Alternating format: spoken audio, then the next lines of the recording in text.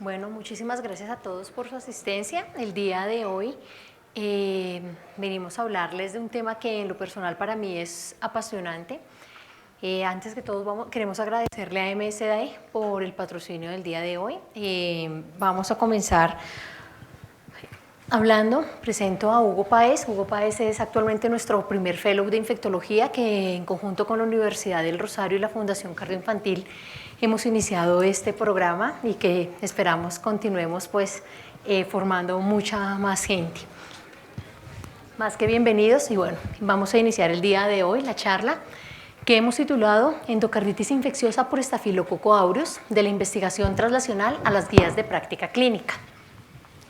Conflictos de interés ninguno afortunadamente, y comenzamos con un caso clínico de una mujer de 54 años de edad que ingresa a nuestra institución el día 31 de enero del año 2015 y cuyo motivo de consulta es malestar general.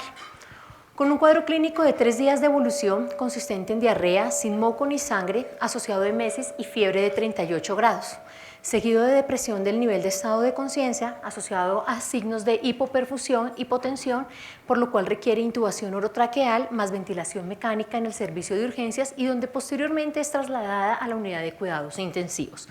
Como antecedentes de importancia, la paciente tenía una valvulopatía reumática que en el año 88 había requerido una comisurotomía mitral y aórtica.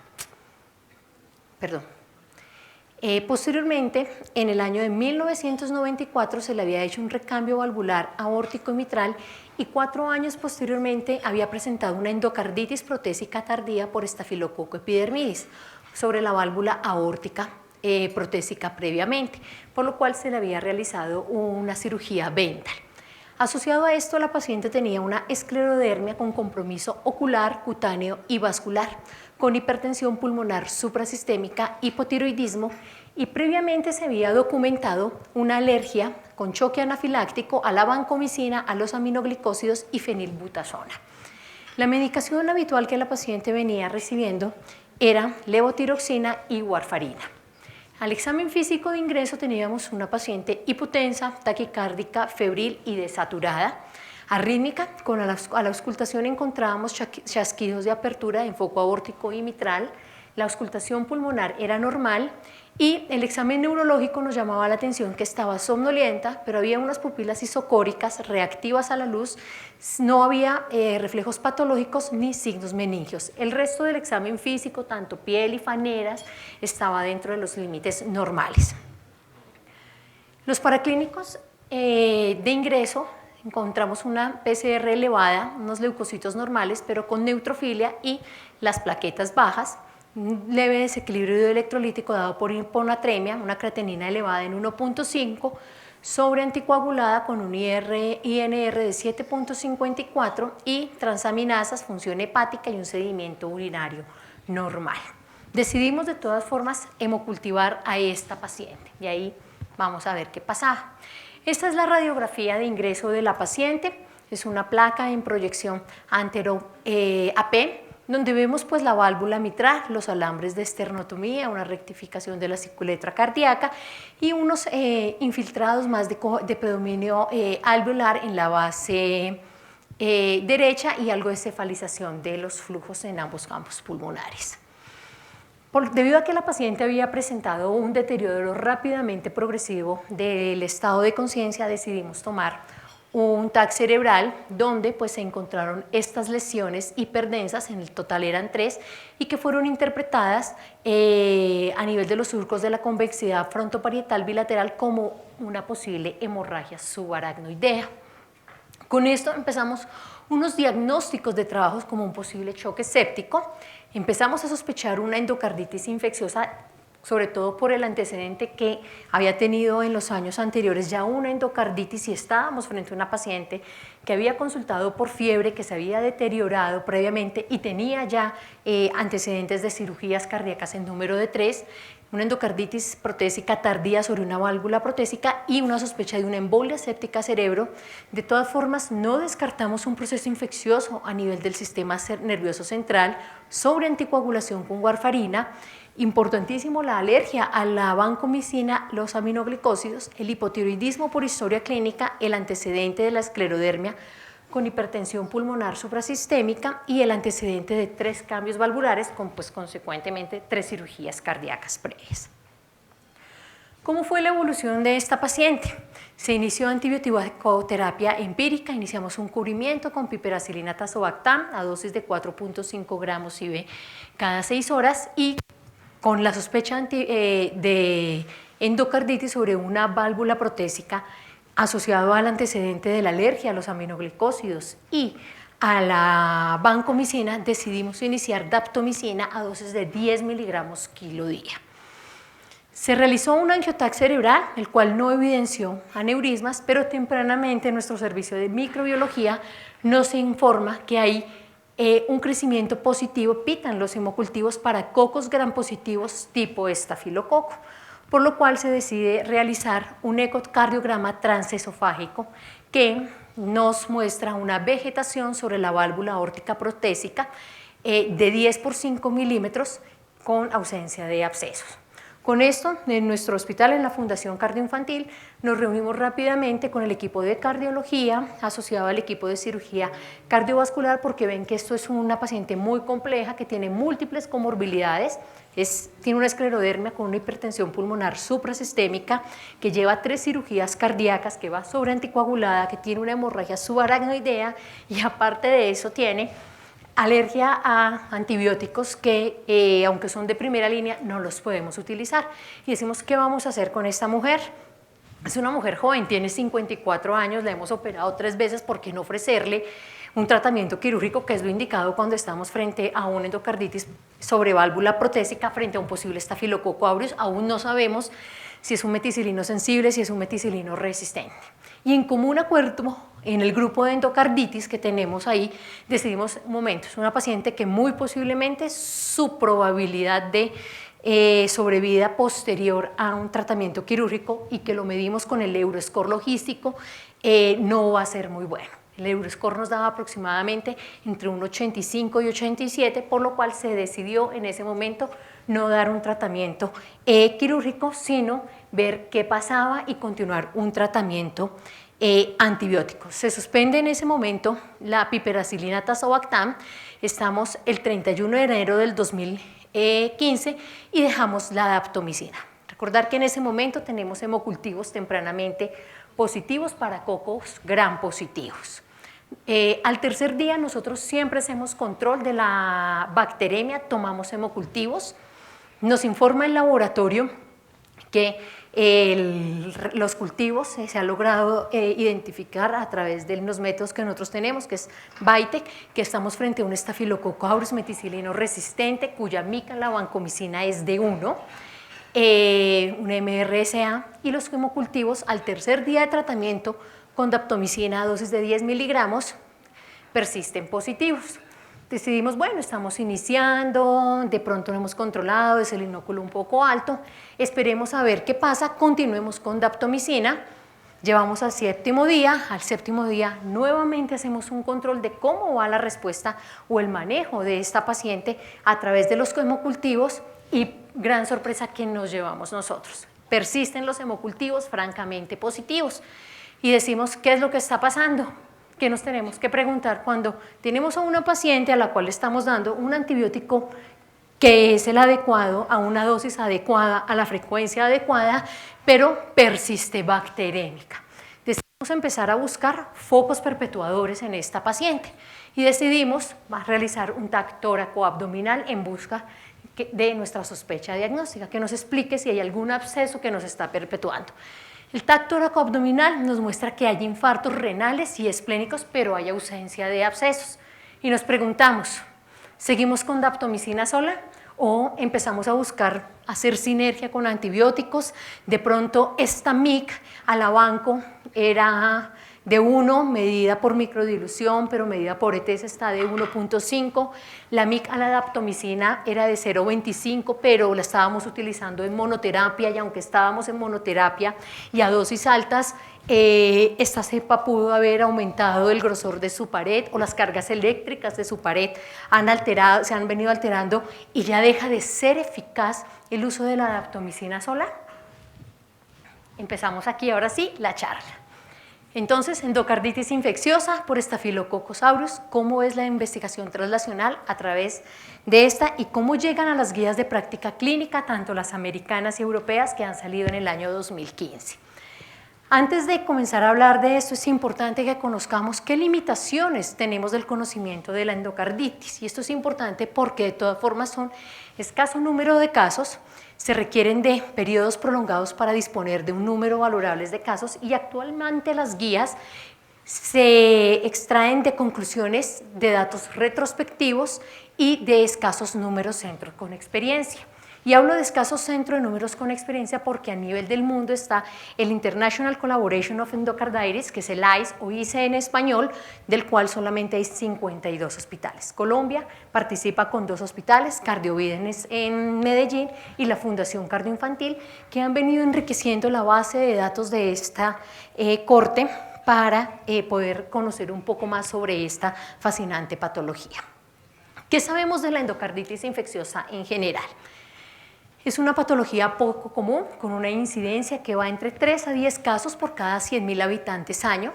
Tiene una media de edad de 58 años, un predominio en hombres, con afectación de las válvulas nativas, donde la válvula mitral es la más frecuentemente involucrada, seguida de la válvula aórtica y posteriormente entre un 1 a un 3% pueden haber compromisos plurivalvulares. La mortalidad, pese a que en los últimos años han habido mejoras en las técnicas diagnósticas, en combinación de antibióticos, porque no es que se hayan desarrollado mucho y se hayan disminuido o acortado los tiempos quirúrgicos, no ha variado en los últimos 40 años y sigue siendo de un 35%. Asociado a que del 100% de los pacientes, el 32% de los pacientes termina requiriendo un tratamiento quirúrgico.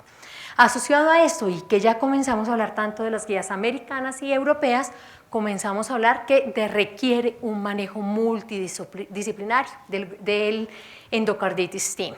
Y esto es importante, ¿por qué? Porque no es una patología que solamente afecta al endocardio, es una patología multisistémica que va desde el cerebro hasta la punta de los dedos de los pies cuando vemos las manifestaciones sistémicas. Y esto es debido a que la mayoría de nuestros pacientes no van solamente ya sanos, sino que tienen múltiples comorbilidades como es la hemodiálisis, la diabetes o enfermedades crónicas, y que esto obliga a que todos los cuidados médicos que le vayamos a dar a nuestro paciente dejan de ser no solamente médicos, sino empiezan a ser quirúrgicos a nivel de técnicas diagnósticas, tanto de técnicas moleculares, del laboratorio, de imágenes, que las necesitamos para poder hacer un diagnóstico temprano, poder brindar un tratamiento eficaz y adecuado y en los casos quirúrgicos pues ofrecerlo mejor.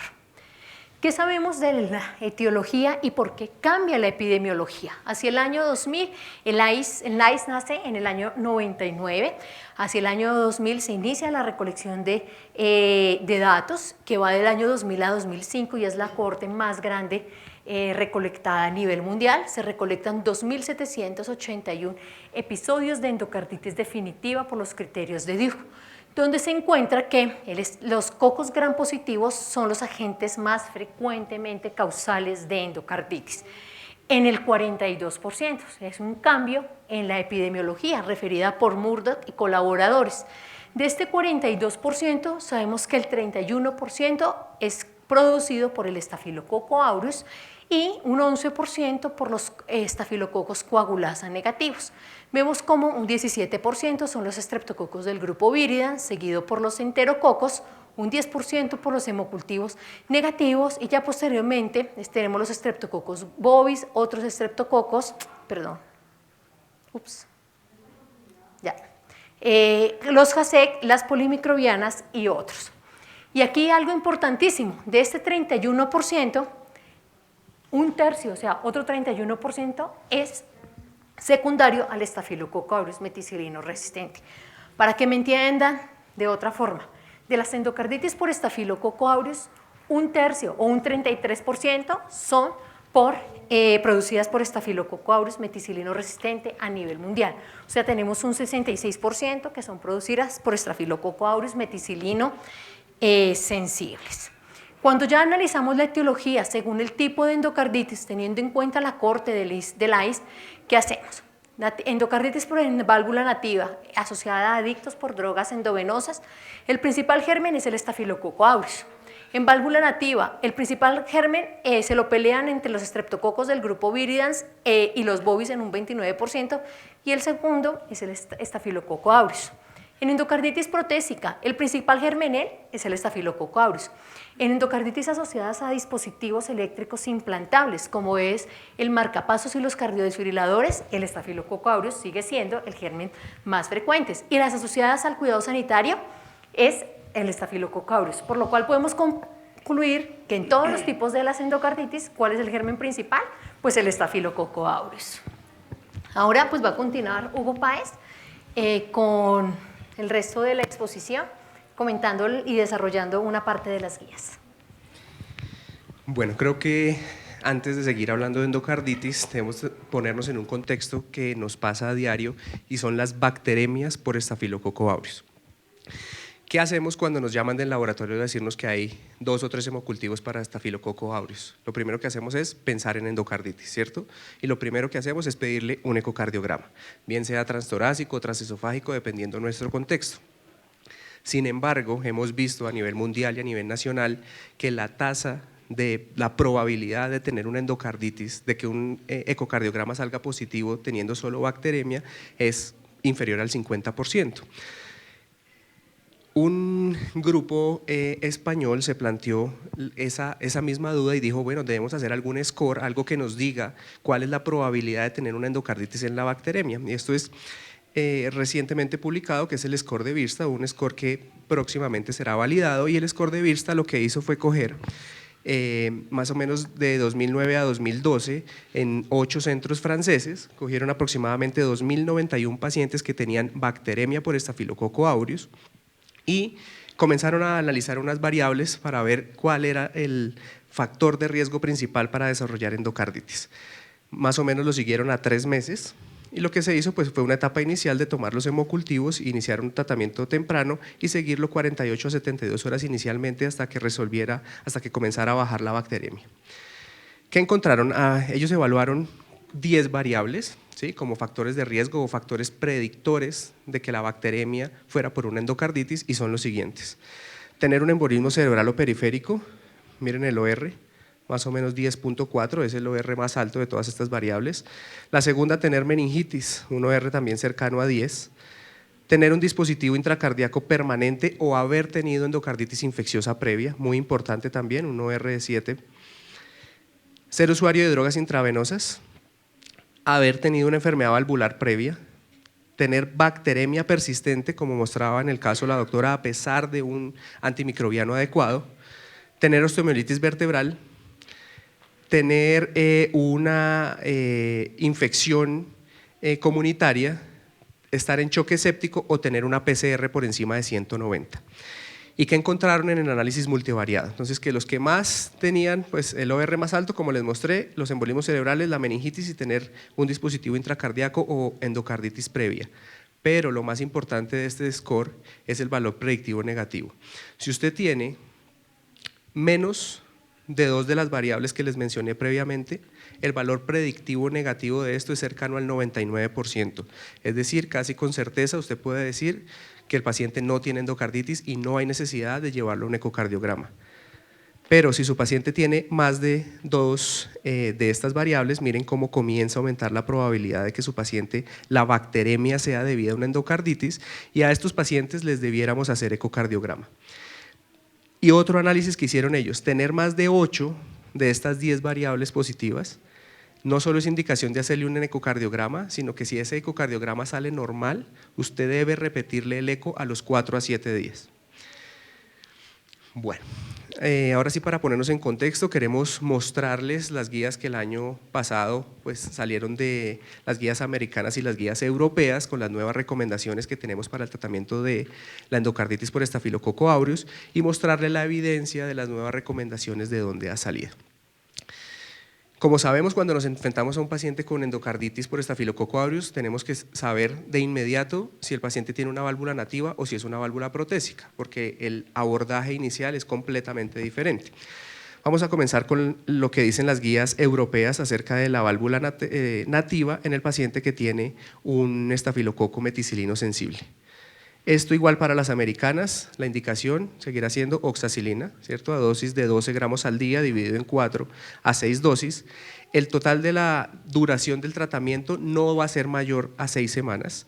Inclusive si usted tiene un paciente estable, que tiene válvula nativa, que tiene un estafilococo aureus meticilino sensible y es una endocarditis derecha, el tratamiento se pudiera cortar a 2 semanas.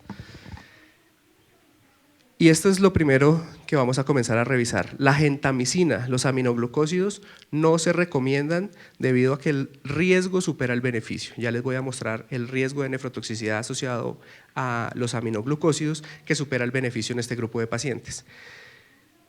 Para las guías europeas, ellos plantean 2 alternativas a la oxacilina, que es el cotrimoxazol o el trimetoprim, y la clindamicina. Para las guías americanas, solo está esta primera línea. ¿Qué pasa si nuestro paciente tiene alergia a la penicilina o tiene un estafilococo meticilino resistente? Si nuestro paciente tiene una alergia a la penicilina, también debemos hacer una pausa y decir cuál fue la alergia que le dio a la penicilina. Si fue una reacción anafilactoide, como mostró la doctora Jimena en el caso, ese paciente no se le puede dar la opción de darle cefalosporinas. Ustedes saben que hay una tasa de alergia cruzada más o menos del 10 al 15% y ese paciente no se le debe exponer a darle cefalosporina. Contrario a si la alergia fue leve. Si el paciente tuvo una alergia leve a la penicilina, se le puede dar una cefalosporina, en este caso cefazolina, a dosis de 2 gramos cada 8 horas, para un total de 6 gramos al día. Eso es lo primero. Si la alergia fue severa, pues darle vancomicina a una dosis de 30 a 60 miligramos por kilo por día, dividido en 2 o 3 dosis. El segundo acercamiento en un paciente alérgico es, bueno, la reacción fue menor, ¿le puedo poner cefalosporina? Pareciera que sí. Lo segundo que hay que hacer es ver que no tenga un embolismo o una metástasis infecciosa cerebral. Si su paciente tiene una endocarditis de válvula nativa por estafilococo aureus meticilino sensible, es alérgico a la penicilina y tiene un émbolo central, la cefalosporina no es el medicamento indicado. ¿Por qué? Porque como sabemos, la cefalosporina, el paso de la barrera hematoencefálica es muy malo y la penetrancia es disminuida. Entonces, en ese paciente, de inmediato, la indicación va a ser vancomicina. Las terapias alternativas para la guía europea, daptomicina a dosis altas, como les voy a mostrar más adelante, y las otras alternativas, trimetoprim o clindamicina. Todo esto de daptomicina siempre y cuando sea en endocarditis derecha. Hasta el momento ninguna de las guías nos recomiendan la daptomicina para endocarditis izquierda, pero les voy a mostrar 2 o 3 estudios que creo que son en los que se van a basar en las siguientes guías o en la siguiente actualización para aprobarla en endocarditis izquierda. Las guías americanas pues muestran lo mismo, estafilococo aureus válvula nativa, si es sensible, ya les dije, oxacilina 12 gramos al día, o cefazolina en casos de alergia, si es resistente, vancomicina o daptomicina.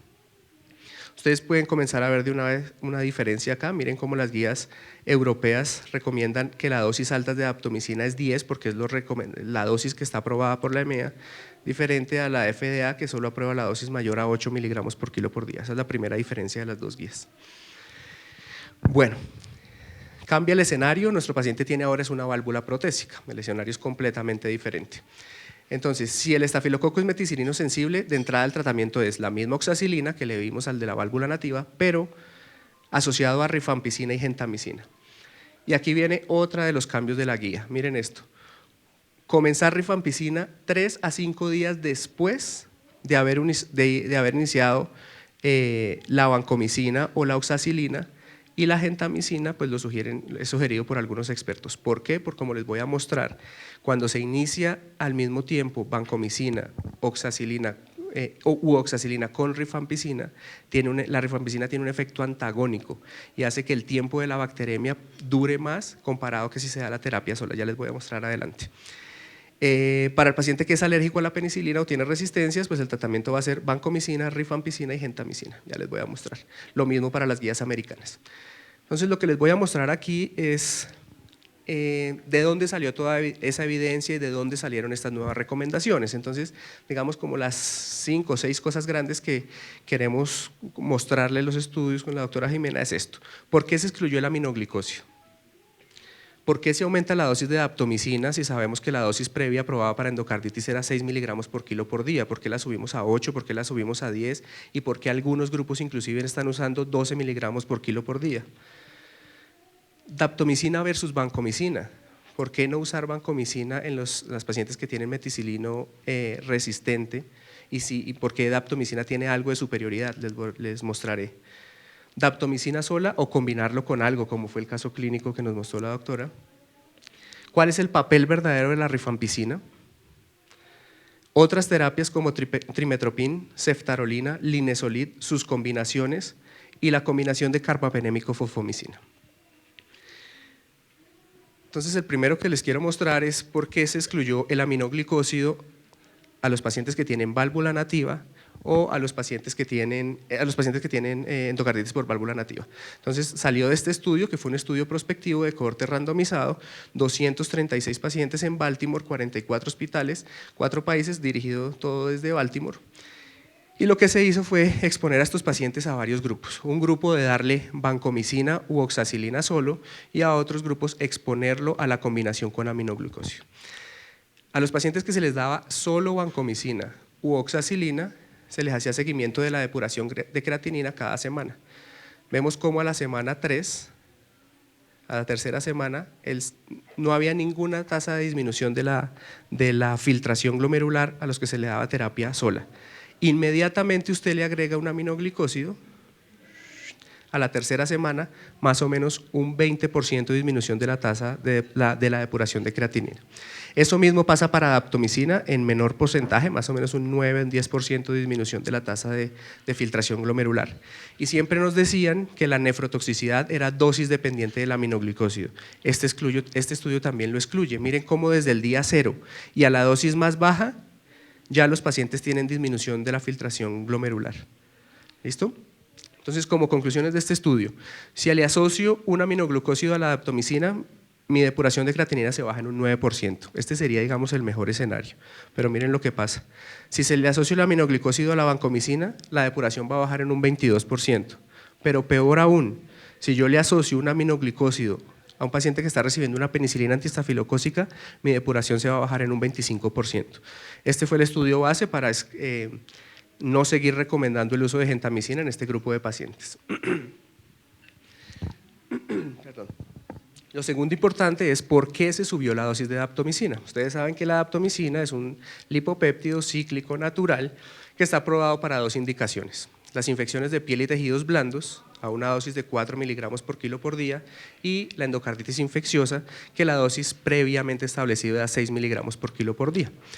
Comenzaron a salir estudios y comenzaron a ver que las dosis más altas de daptomicina aumentaban el potencial bactericida y segundo, disminuían la tasa de resistencias al adapto. Este es el primer estudio, una evaluación multicéntrica de 2005 a 2011, 5 centros, y cogieron a pacientes a darles dosis de daptomicina en pacientes con endocarditis de válvula derecha y endocarditis de válvula izquierda. En total 70 pacientes, más o menos en la tabla 1 es cómo están distribuidos los pacientes, que son pues una distribución heterogénea. Se encontró que más o menos los pacientes que estaban expuestos a una dosis de daptomicina más de 6 miligramos por kilo por día tenían una tasa de éxito y de cura de la bacteremia, de resolución de la bacteremia y de la endocarditis en un 86%. La sobrevida a 6 meses era más o menos del 85%, también muy buena. Los efectos adversos, que es lo que nos ha asustado de la daptomicina, muy bajos, menos del 1%. Los principales, ¿cuáles fueron? Los 3 estudios que les voy a mostrar a continuación tuvieron los mismos efectos adversos. Elevación asintomática de la CPK, ¿sí? Menos de 500 unidades por litro, asintomática, el paciente no se refería a nada de rhabdomiólisis. Segundo efecto más importante, la neumonitis eosinofílica, y eso es algo que de pronto les quiero dejar claro, que debemos hacer seguimiento en nuestros pacientes con daptomicina. El paciente con daptomicina que desarrolle un SDRA o haga infiltrados intersticiales rápidamente, ojo, hay que hacerle broncoscopia y mirar que no tenga una neumonitis eosinofílica. Y el tercer efecto adverso más importante, que no estaba descrito, pero estos 3 estudios lo han visto, es el desarrollo de hipercalemia, que tenemos que tener presente. Se vio que el 8% de los pacientes que se exponían a la daptomicina terminaban posteriormente siendo resistentes al adapto, pero no influía en el tratamiento.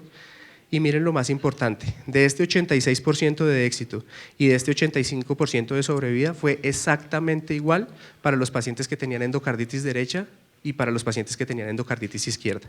Esto es uno de los estudios que les digo que a posteriori van a servir para recomendar la daptomicina en endocarditis izquierda.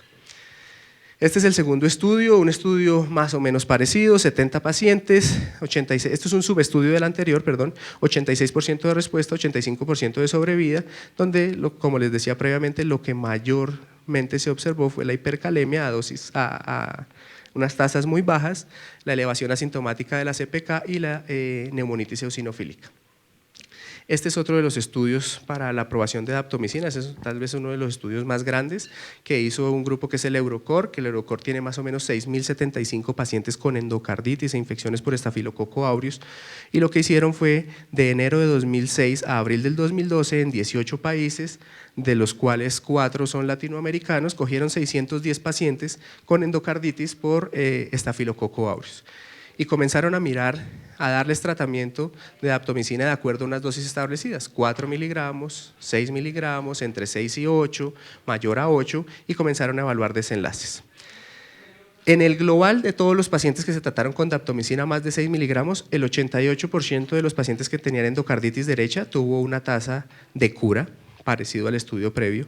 En endocarditis izquierda, más o menos un 76-77%, una tasa un poco inferior que el estudio previo, pero en el global, más o menos entre un 80 y un 85% de cura de la endocarditis.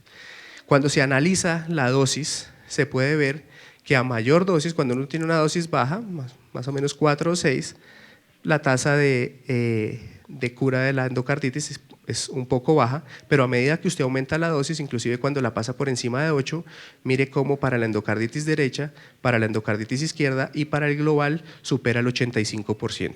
Este es el segundo estudio que demuestra que sirve para las dos endocarditis, tanto derecha como izquierda. Nuevamente la tasa de efectos adversos mínima y los mismos 3 que les mencioné. ¿Y con esto ustedes creen que se pudiera aprobar para endocarditis izquierda? Pues personalmente creo que sí, por ahora sí. Tercer punto, bien importante, daptomicina o vancomicina en los pacientes que tienen una endocarditis por estafilococo aureus meticilino resistente. Como bien sabemos, hay cepas de resistente intermedia o heterovisa que se ha demostrado que no tienen la misma tasa de respuesta cuando se pone vancomicina o cuando se pone daptomicina. Este es un metaanálisis que se hizo, más o menos 17 estudios de pacientes que se exponían a daptomicina versus vancomicina, y lo que se pudo concluir, todas las MIC se hicieron por e-test, y les voy a mostrar lo siguiente. Cuando su paciente tiene una MIC para vancomicina menor de 1.5, la tasa de mortalidad es inferior que cuando su MIC para vancomicina está mayor de 1.5. Aquí nuevamente, si su paciente tiene su MIC de vancomicina 1.5, pero si la pone a más de 2, miren cómo los desenlaces de mortalidad siguen aún siendo más desfavorables. Es decir, a medida que la MIC de vancomicina medida por e-test sea mayor, el porcentaje de mortalidad en estos pacientes pues también es mayor. Aquí se los muestro más fácilmente. Si su MIC es menor de 1, las tasas de mortalidad están entre el 15 al 20%, pero si su MIC es mayor de 2, si usted le pone vancomicina a su paciente, va a tener unas tasas de mortalidad entre el 30 al 60%. Este es otro estudio que quiso comparar lo mismo, fue un estudio retrospectivo, casos y controles del 2005 al 2009. El caso era el paciente acá, los casos eran los pacientes que se les daba daptomicina y los controles, los pacientes que fueron tratados con vancomicina, todos a una MIC mayor de 1. Miren lo que pasaba en el grupo de daptomicina. La falla clínica se vio en el 17% de los pacientes, comparado con el 37% de los pacientes que estuvieron expuestos a vancomicina, y pues se evidenció que era nuevamente dependiendo de la MIC. O sea, a MIC por encima de 1 o 1.5, tengan cuidado con el uso de vancomicina y preferiría uno usar daptomicina. Y esto, la sobrevida con el pasar de los días, miren la sobrevida con vancomicina como baja comparado con la sobrevida con los pacientes que recibieron dapto. Y algo que nos preocupa a nosotros, o aún más le preocupa a la parte de auditoría, es decir, bueno, pero van a comenzar a usar daptomicina y la daptomicina es un medicamento muy costoso, ¿cierto? Eso siempre, comparado con vancomicina, decimos claro que es mucho más costoso. Este estudio que salió recientemente hizo un análisis de costos. ¿Qué pasa si yo le pongo, voy a comparar al que le pongo daptomicina en costos contra el que le pongo vancomicina? Como tal, la molécula, el medicamento, la daptomicina es mucho más costosa, ¿sí? Casi el doble en costos a la vancomicina, eso lo tenemos claro.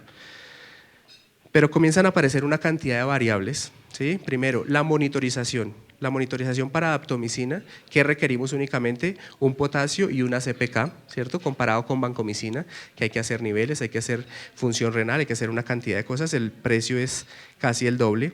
Los costos hospitalarios, la daptomicina es un bactericida rápido, es decir, el tiempo de bacteremia de estos pacientes va a ser mucho más corto comparado con los pacientes que usan vancomicina, que es un bactericida lento. La tasa de hospitalización va a ser muchísimo mayor. El costo de la hospitalización en el grupo de vancomicina. El costo de los efectos adversos pues es algo mínimo, poco más para la daptomicina, pero en global, si analizamos el global, daptomicina inclusive termina siendo más económico que vancomicina para nuestros pacientes. Otra de las cosas importantes, como lo vimos en el caso, es si dejamos la daptomicina sola o si la combinamos con algo. Se debiera combinar en ciertos casos, como mostraba la doctora, principalmente en los pacientes que tienen bacteriemia persistente, ¿cierto? Y eso es lo primero que tiene que quedar claro. Si usted está dando un antibiótico adecuado y su paciente persiste bacteriémico, usted tiene que asociar alguna combinación. La más estudiada son los betalactámicos. ¿Cuáles betalactámicos? Los que se unen a la PBP1, principalmente oxacilina. Entonces esto es un estudio en animales. Lo que se les hacía es, como les vamos a mostrar más adelante en la medicina transnacional, lo que se le hace es pues infectar al animal de Staphylococcus aureus y se miden unos desenlaces y unas tasas de letalidad con el tiempo. Entonces se inyectan 10 a la 6 logaritmos del Staphylococcus aureus y se le da a los pacientes daptomicina sola o se le da combinación de daptomicina con oxacilina. Miren cómo a las 13 horas a los pacientes que se les da daptomicina sola bajan más o menos unos 3 o 4 logaritmos esa carga de estafilococo que nosotros le inyectamos. Pero para el mismo tiempo, si usted da una combinación de daptomicina más oxacilina, baja más o menos 5 o 6 logaritmos. Es decir, que la combinación es sinérgica y es más bactericida que dar la daptomicina solo. Esta gráfica es en el caso de los pacientes que son daptomicinos sensibles. ¿Qué pasa en los pacientes que comiencen a hacer resistencia intermedia o resistencia verdadera a la daptomicina? Exactamente igual. A las 13 horas, la disminución en el logaritmo es más o menos 5 o 6 logaritmos en la combinación de daptomicina más betalactámico. Esta es una de las combinaciones más importantes. Vienen estudios de combinaciones con daptomicina y ceftarolina. Ahorita hay ya grandes estudios en bacteremia persistente, pero no verdaderamente en endocarditis, les va muy bien. Y la otra combinación es daptomicina trimetoprim. Es otra de las opciones que viene a futuro como terapia de rescate en los pacientes que persisten bacterémicos. La última cosa por mi parte que les quiero mostrar es lo de la rifampicina. ¿Por qué la rifampicina no la debemos dar desde el comienzo? Entonces les voy a mostrar dos estudios.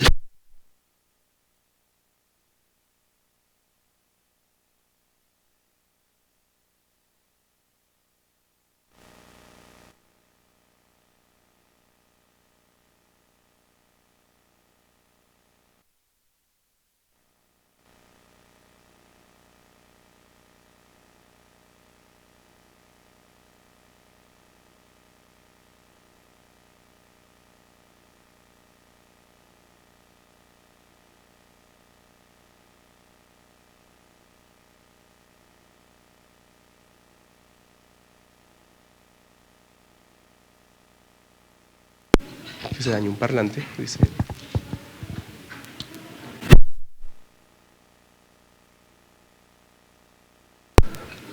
¿Sí? Lo primero fue el grupo que estaba expuesto a la rifampicina, obviamente desarrollaba más resistencia después del tratamiento a este medicamento.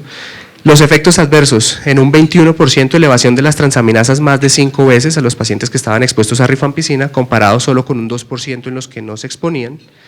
Las interacciones medicamentosas muy altas, en el 52% de los pacientes expuestos a rifampicina. Ustedes saben que actúa por el citocromo y puede interferir con muchas cosas de los otros medicamentos que tienen los pacientes con endocarditis. Anticoagulación, si son VIH positivos en esa época, se daban para estos pacientes inhibidores de proteasa, pues que también interferían, ya en esta época pues no se dan inhibidores de proteasa para estos casos. Pero el hallazgo más importante de este estudio fue esto. La duración de la bacteremia. En el grupo control, más o menos la bacteremia resolvía a los 2, máximo a los 3 días, pero en los casos que eran los pacientes que se le daba terapia convencional más rifampicina, la bacteremia duraba el doble de días. Es de aquí, desde este estudio y del siguiente, que se dice que la rifampicina no se debe dar de entrada, sino se debe poner el bactericida, bien sea el que ustedes quieran, daptomicina, vancomicina, de acuerdo a lo que les mostré, y al tercer a 5 días iniciar la rifampicina. Bueno, y este otro estudio lo que quiso comparar fue lo mismo, a los pacientes que les daban daptomicina, comparar, esto fue un estudio también en animales, les inoculaban vía catéter central a los ratones, les inyectaban cepas de Staphylococcus aureus, 3 cepas distintas, y se aleatorizaban en 3 grupos, dar daptomicina sola, dar daptomicina más gentamicina o dar daptomicina más rifampicina. ¿Qué se obtuvo? Entonces, ¿qué se hacía? Se iba dando daptomicina sola a dosis bajas, se aumentaban las dosis, se iba midiendo la cantidad del inóculo a ver cuánto bajaba y se le adicionaba el aminoglucósido y aquí se le adicionaba la rifampicina. 3 cepas distintas de Staphylococcus aureus. Cuando usted pone dosis de daptomicina a las 24 horas ya comienza a bajar el inóculo, pero si usted le asocia el aminoglucósido y aumenta las dosis de estos 2 tratamientos, pues la carga bacteriana va a bajar bastante. Eso para las 3 cepas es exactamente igual cuando se utiliza la gentamicina. Pero miren lo que pasa cuando se utiliza rifampicina. Acá. Más o menos baja la daptomicina sola a dosis bajas, baja más o menos 2 o 3 logaritmos, ¿sí? La carga bacteriana, pero en el momento en que usted adiciona la rifampicina, ese efecto se disminuye casi a la mitad. Es decir, que es antagónico a la daptomicina y eso lo podemos ver en las distintas cepas. En todas las cepas pasó lo mismo. Podemos concluir que la gentamicina mejora o potencia la actividad bactericida de la daptomicina en este caso, pero la rifampicina no solo es que no mejore, sino que tiene una acción antagónica a la actividad bactericida del adapto.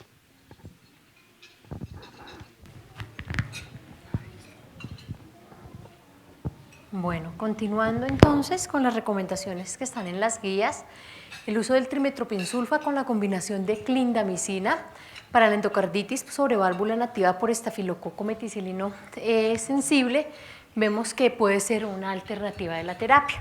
Y vamos a ver de dónde sale esta recomendación y cómo está actualmente la evidencia científica. Esta recomendación sale de este estudio, que es un estudio con ya reportes preliminares realizado en Marsella a nivel del año 2012. ¿Por qué en el año 2012?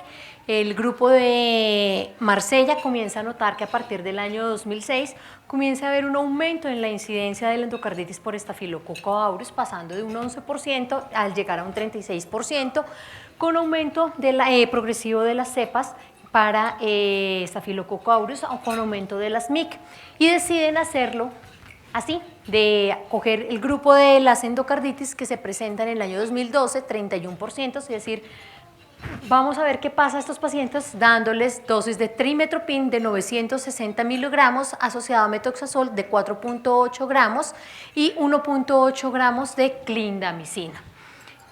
Aquellos pacientes que presentan endocarditis por Staphylococcus aureus, bien sea meticilino sensible, en válvula nativa por una semana y posteriormente hacer una terapia switch y brindar trimetoprim-sulfa por 5 semanas. ¿Qué pasa con este estudio y este reporte que está descrito en la literatura? Que nos reportan los desenlaces, cuántos se murieron, cuántos se curaron y al cuánto tiempo fue el seguimiento, generándonos pues a todos nosotros esta gran duda. Hace 14 días, Pierta Tevin en conjunto con Mainardi hacen una crítica en pro y contras a ambas guías, tanto la americana como la europea. Y cuando uno lee este artículo, ¿qué encuentra con respecto a la sugerencia que hacen solamente las guías europeas porque las americanas no lo están mencionando con respecto a la combinación de trimetropinsulfa, que en Europa se consigue como cotrimoxazol y clindamicina. 1. Esta es una alternativa propuesta solo en las guías europeas, las americanas ni siquiera las mencionan. 2. La combinación y esta opinión sale de una opinión de expertos de solo un estudio observacional. 3. Que en la actualidad existe evidencia científica ya aprobada en el año 1996 por Paul y por Makowicz en el año 2015 que van a demostrar que el cotrimoxazol o el trimetropinsulfa no es superior a la vancomicina y que el uso de esta terapia de trimetropinsulfa con clindamicina va a presentar una recaída más frecuente en la endocarditis infecciosa por estafilococo aureus meticilino sensible y mayor tasa de resistencia. Y por último, la toxicidad hemática y el perfil de tolerabilidad de esta terapia combinada se supone que va a ser un poco mayor, por lo cual en la actualidad es algo que no podemos recomendar 100%, queda decisión de la persona o del médico que lo va a sugerir, falta más evidencia y ampliar más estudios y hay que tener en cuenta que estos dos medicamentos son bacteriostáticos. Nos vamos con respecto al linezolid. ¿Qué tenemos en la actualidad en las guías? Que en ningún lado aparece, pero cuando usemos una búsqueda en la literatura del linezolid como para tratamiento para los pacientes con endocarditis, una revisión sistemática de la literatura, encontramos que en la literatura desde el año 95 al 2006 pues está esta revisión sistemática que lo que busca es evaluar la efectividad del linezolid en el tratamiento de la endocarditis. ¿Qué encontramos? Perdón. Que hay reportes de casos y varias series de casos donde utilizan esta molécula cuando estamos frente a resistencias por vancomicina, mix por encima de 2 o cepas heteroresistentes, mix de daptomicina por encima de 1, intolerancia bien sea dada por efectos secundarios o efectos adversos a estos dos medicamentos o la posibilidad de poder brindarle al paciente una terapia secuencial pasando de la vía endovenosa, ya que el linezolid lo tenemos en presentación oral. En la literatura están descritos que se han tratado 72 pacientes con endocarditis, pero de los cuales 18 pacientes tenían endocarditis por estafilococo aureus, MRSA o VISA. El resto de los pacientes eran pacientes con enterococos con resistencia a la vancomicina o por neumococo, que describen en general y en resumen pues, de esta revisión de la literatura que la falla del tratamiento global fue del 50%. Desafortunadamente no describen de cuántos de este 50% corresponden a los estafilococo aureus, por lo cual no podemos saber si de estos 50, el 18 pacientes puedan ser los aureus o qué determinado porcentaje, nos queda esa gran duda asociado a la trombocitopenia, que sí es algo que nosotros conocemos, las náuseas y la alopecia, y que es algo también que lo vemos ya en los reportes de bioseguridad, que es el síndrome serotoninérgico que se presenta por el uso del linezolid. ¿Qué recomendaciones hay en la actualidad para el uso del linezolid en endocarditis infecciosa?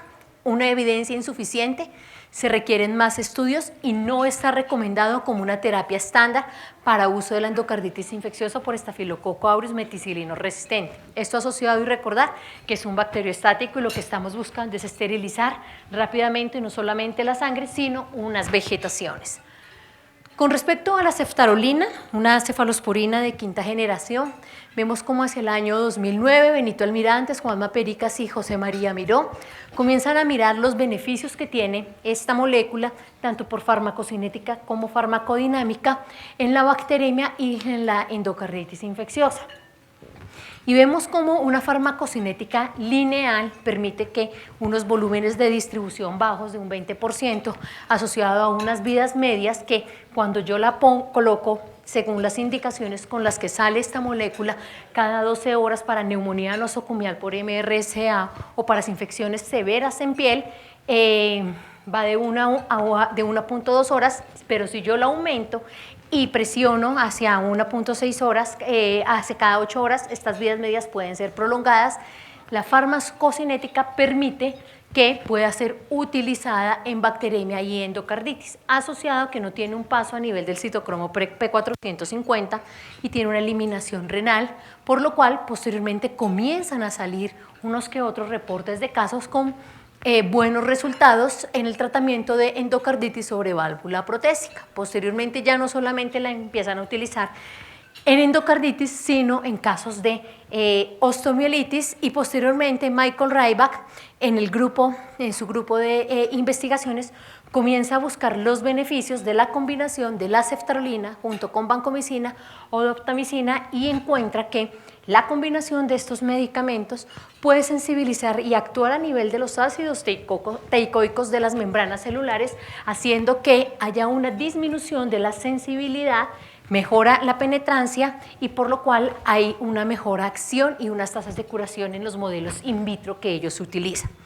Y nuevamente sale Pierre Tateville, francés y una persona muy conocida en el mundo de la endocarditis a nivel mundial, con este estudio observacional multicéntrico de tratamiento salvaje para rescatar personas que no tenían una buena respuesta a los tratamientos convencionales de la endocarditis por Staphylococcus aureus meticilino resistente.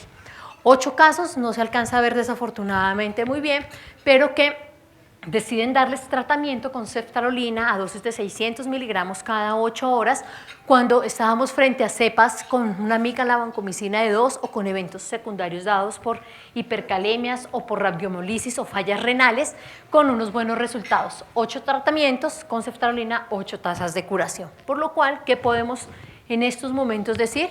Que la ceftarolina puede llegar a ser útil en el tratamiento de rescate de la endocarditis infecciosa para Staphylococcus aureus meticilino resistente. Hay que recordar que va a actuar sobre la leucocidina Panton Valentine, que es tolerable a dosis de 600 miligramos cada 8 horas en los casos de bacteremia y de endocarditis, pero que en la actualidad los datos disponibles hasta la fecha no van a permitir una conclusión en cuanto a eficacia.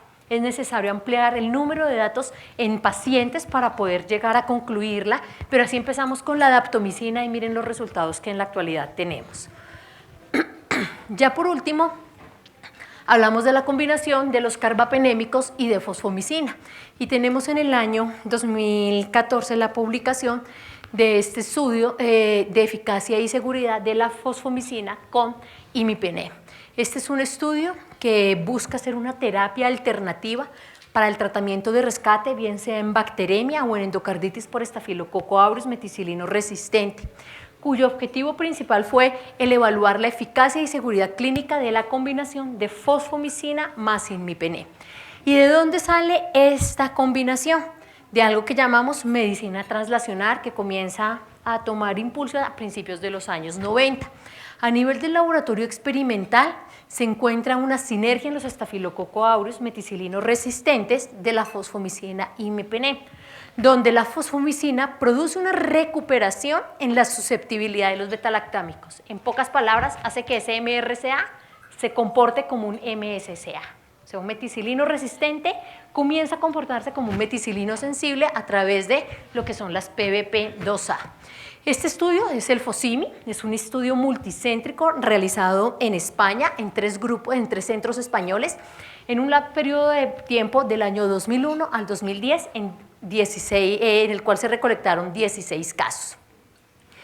La media de edad fue de 67 años, de los cuales el 81% de los pacientes tenía comorbilidades crónicas, como eran la diabetes, insuficiencia renal crónica terminal con portadores de catéteres e insuficiencia cardíaca.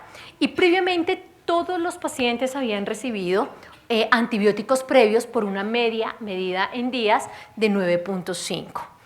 Se les administró a los pacientes fosfomicina a dosis de 2 gramos IV cada 6 horas, más imipenem a dosis de 1 gramo IV cada 6 horas por una media de 28 días. ¿Qué se obtuvo en estos pacientes y por qué se les dio esa terapia? Porque eran pacientes que pese a los tratamientos estándares que se les habían dado vancomicina, daptomicina, combinaciones previas, persistían bacterémicos, o sea, hemocultivos positivos. Primer resultado, hemocultivos negativos a las 72 horas de todos los 16 pacientes. Al final, ¿qué se encontraron? 11 pacientes se curaron, 5 pacientes mueren, de los cuales 2 mueren durante el tratamiento y 3 al finalizar. Hay que tener en cuenta que un paciente fallece y es secundario a una sobrecarga de sodio, pero sabemos que la fosfomicina, por cada ampolla de fosfomicina tenemos aproximadamente 14.000 equivalentes de sodio, y si estamos poniendo 2 cada 6, pues hagan la cuenta de cuántos mil equivalentes de sodio estamos poniéndole a este paciente. Pero al final miden la sobrevida, y hay una sobrevida a los 90 días de un 69%. ¿Qué concluyen en este estudio? Que la combinación de fosfomicina más imipenem es una muy buena opción en la terapia de rescate, que nunca se debe utilizar la fosfomicina en monoterapia por una generación de resistencias rápidamente, no es solamente para gram positivos, en la actualidad la estamos utilizando para gérmenes MDR y XDR, también útil en gram negativos, pero nunca en monoterapia, que es necesario realizar una vigilancia estricta de los posibles desequilibrios hidroelectrolíticos dados por hipernatremias e hipocalemias, sobre todo en pacientes también que van con una endocarditis, les hacemos una sobrecarga de sodio, los metemos en falla cardíaca y no los mata la endocarditis sino la falla cardíaca, el edema pulmonar, y que definitivamente requerimos ampliar un número más de pacientes para poderlo utilizar como una terapia de rescate. De todas formas, recordar que estamos frente a una patología con una muy baja incidencia. Y ahora sí, ¿qué tiene que ver esto de la medicina translacional en la endocarditis infecciosa? Recordar que la medicina translacional lo que busca es facilitar la transición entre la investigación de las clínicas básicas a las aplicaciones clínicas en nuestros pacientes y en nuestros pacientes aplicar en la parte desde el punto de vista de infectología, porque la podemos aplicar en varias partes de la medicina, aplicar con eficiencia el conocimiento del proceso infeccioso bacteriano a través de farmacocinética, farmacodinámica, técnicas diagnósticas en la clínica con humanos. En pocas palabras, como está descrito en la literatura, from bench to bedside, del laboratorio a la cabecera del paciente o del enfermo. Y les voy a describir de dónde nace esto y cómo lo hace el grupo español. Yo tuve la experiencia de trabajar con ellos, de formarme con ellos, y esto hace parte de mi tesis. Es algo muy bonito que uno cree que es de película, pero cuando uno va de lo básico a la parte de la vida real, entiende y sabe cómo nacen y por qué se utilizan los medicamentos a esas dosis, a esas frecuencias, y entiende la sinergia de muchas cosas de por qué combinar los antibióticos. Y vamos a empezar a hablar del modelo de endocarditis experimental. Cuando hablamos de modelos de endocarditis experimentales tenemos que hablar de un modelo discriminatorio ideal, o sea, lo que a todos nos gustaría, el paraíso, y este debe tener unas características. Las técnicas de infección deben ser lo más sencillas posibles. El microorganismo causal, tanto como la puerta de entrada, como la puerta de diseminación y la afectación tisular, debe ser lo más idéntico o lo más similar al proceso en humanos. La severidad, la evolución y la duración de la enfermedad debe ser lo más predecible, reproducible y susceptible de análisis. Igualmente, la eficacia del tratamiento también debemos poderla medir y reproducir. Y el tipo de animal utilizado debe ser también el más económico, porque también en animales nosotros debemos hacer un uso adecuado en los modelos animales. Y para eso también uno tiene que entrenarse a manejar y a manipular los animales en los laboratorios experimentales. O sea, tocó también estudiar manipulación y manejo en animales de investigación. ¿Qué limitaciones tienen los modelos experimentales en la actualidad? 1. La inducción de la infección, y esto es debido a que tenemos que colocar altos inóculos de infección. 2. Permanencia de catéteres intracavitarios, porque si lo quitamos no es posible generar un proceso infeccioso permanente principalmente. Y 3, las diferentes farmacocinéticas que vamos a tener que utilizar, pero que con modelos matemáticos y a través de un computador hemos podido ir trabajando a través de algo que se llama farmacocinética humanizada. Y por último, y algo muy importante, es el estrés al que se pueden llegar a someter los animales, y que por comité de ética de animales tenemos que garantizar que esto se disminuya a lo mínimo. ¿En qué consiste un laboratorio de endocarditis experimental? También hay laboratorios de antibióticos en la parte de medicina translacional. ¿Y para qué nos sirve? 1, para realizar estudios in vitro.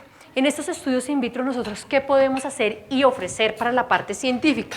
Realizar estudios de sensibilidad antibiótica donde podemos conocer las concentraciones mínimas inhibitorias, máximas bactericidas, con la posibilidad de efectuar subcultivos en medios sólidos, conociendo las concentraciones mínimas bactericidas y replicarlos no en una, sino en varias cepas y poder realizar estudios de diferentes cepas, no solamente en nuestro centro, sino compartir con las cepas que hay en otros lugares. Se maneja lo que es a nivel del estándar el CLSI.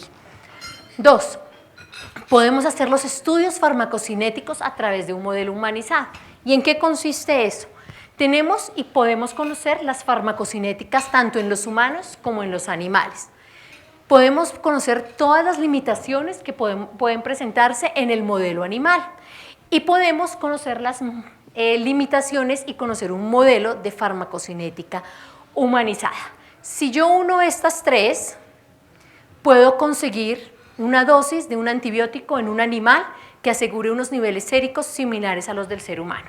Esta foto es cortesía del doctor José María Miró y la doctora Cristina García de la María en el laboratorio experimental de endocarditis en el Hospital Clínic de Barcelona, que a través de un modelo experimental en conejas en New Zealand se produce una endocarditis bacteriana a través de un catéter pasado por la carótida, donde se produce una endocarditis valvular aórtica y que por medio de este cateterismo qué pena la redundancia, se cateterizan a los conejos y a través de unas bombas de infusión y un programa de computador, conociendo la farmacocinética humana del medicamento y del humano, la farmacocinética humana del animal y del medicamento, podemos generar dosis similares del humano y del animal que se comparen y poder administrarlas para poder evaluar varias cosas que ya les voy a comentar. Esto se puede hacer en conejas, esto se puede hacer en ratones, que es cortesía de José Intensa, que él trabaja en Lausanne, Suiza. La diferencia entre un modelo y el otro es que es más fácil cateterizar conejas, son más dóciles, más fácil es la técnica, pero no se puede trabajar en mayor número. En ratones la cateterización es un poco más difícil, pero permite trabajar un mayor número de animales a la vez y por tanto pues tener resultados más rápidamente, principalmente. ¿Y para qué nos sirven estos? Para un modelo de endocarditis experimental. ¿Y en qué podemos sacarle nosotros beneficio desde el punto de vista de investigación?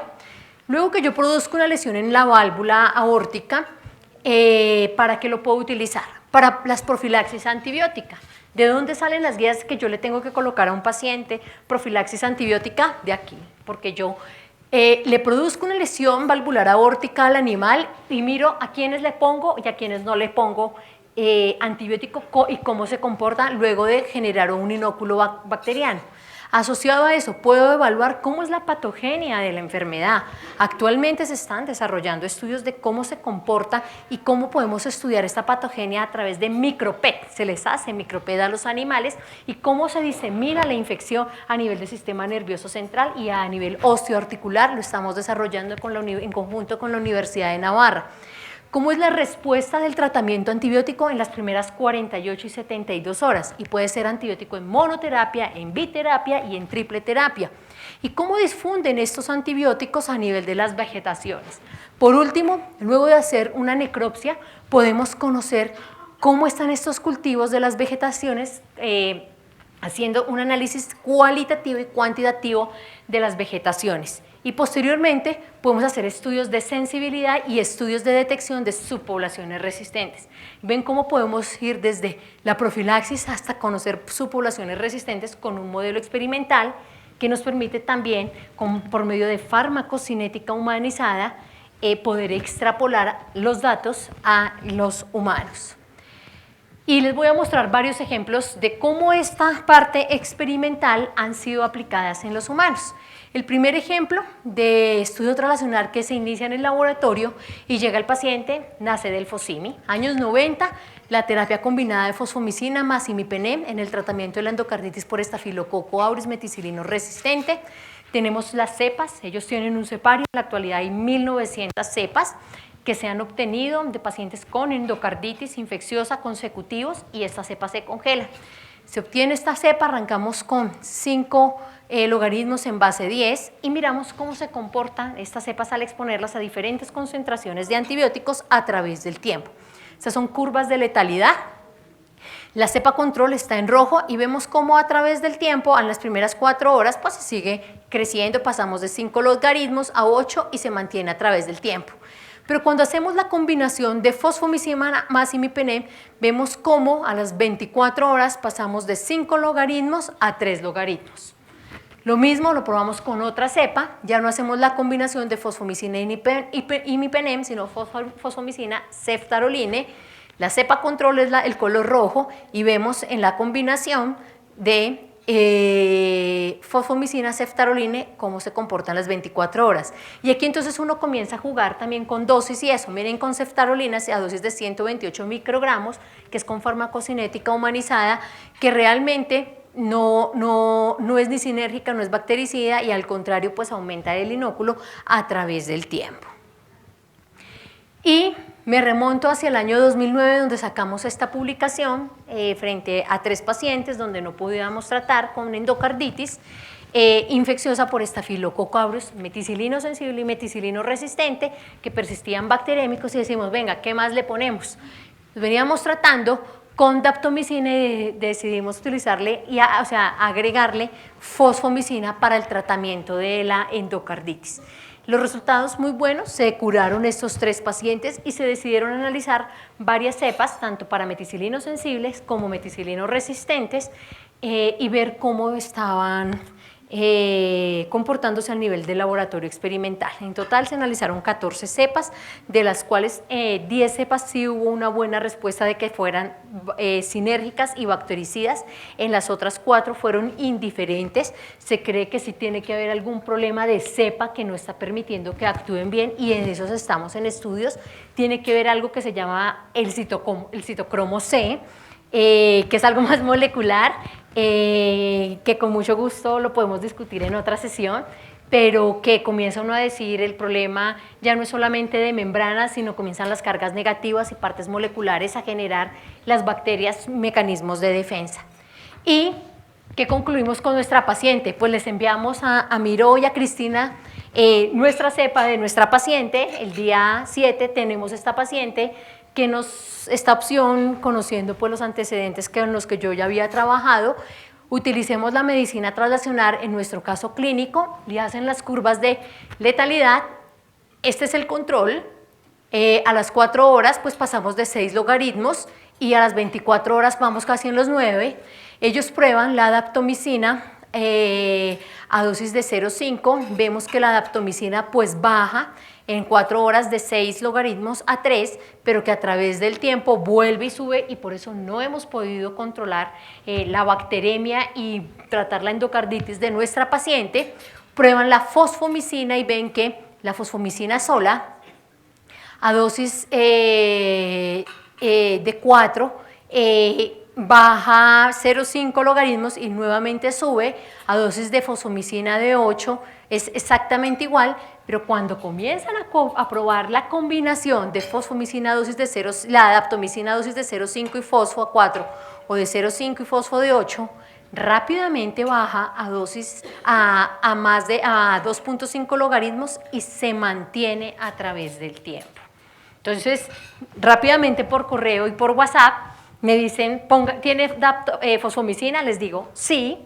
¿La puede poner? ¿Es off-label? Sí, pido permiso en el hospital porque si no me van a botar, lo pido autorizado y miren lo que pasa.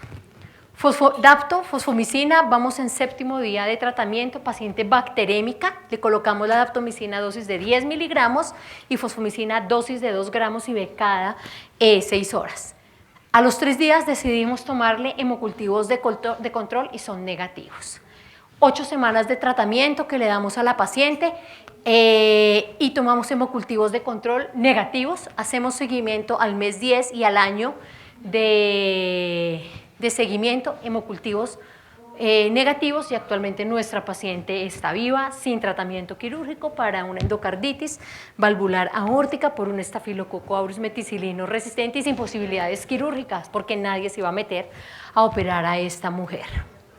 Ya para terminar, queremos concluir que en la actualidad el gol estándar del tratamiento es erradicar la infección y esterilizar las vegetaciones.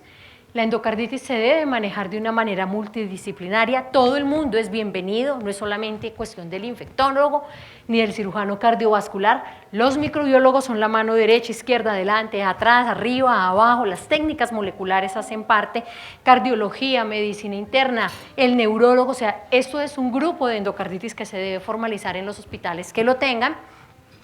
El estafilococo aureus es el microorganismo más frecuente en la endocarditis infecciosa, bien sea en válvula nativa, protésica, asociada al cuidado sanitario, a dispositivos eléctricos implantables extraíbles a nivel mundial y en Colombia también lo tenemos.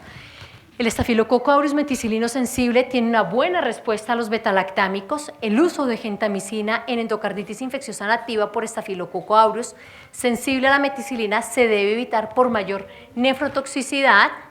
La daptomicina a dosis altas, mayor de 8 a 10, yo pongo 10, es la verdad, miligramos por kilo al día, presenta buenas tasas de respuestas y con poca tasa de eventos adversos. Recordar que si el paciente lleva adapto a estas dosis y a la parte lleva estatinas, que quítele un ratico las estatinas que no van a influenciar y sí me pueden aumentar la CPK. Que la combinación de daptomicina más un betalactámico es sinérgica tanto para las infecciones por estafilococo aureus meticilino sensible como meticilino resistente, que el uso de rifampicina de manera temprana en la endocarditis protésica genera antagonismo, pero puede quedar a decisión del médico de iniciarla o no de una manera temprana, que en la actualidad falta evidencia para el uso del trimetoprim sulfa con clindamicina, al igual que el del linezolid, y que combinaciones como fosfomicina y imipenem, daptomicina más fosfomicina o ceftaroline definitivamente son prometedoras y útiles en caso de no respuesta. Terapias sí son off-label en nuestro país, pero que pueden salvarle la vida a unos cuantos pacientes. Y recordar que la medicina translacional debe ser parte del día a día en nuestra labor, no solamente médica, sino de formación académica y de investigación. No tengo más que decirles. A ustedes muchísimas gracias por su atención. No sé si hay alguna pregunta o alguna duda. ¿Todo muy claro o muy confuso? Bueno, muchísimas gracias.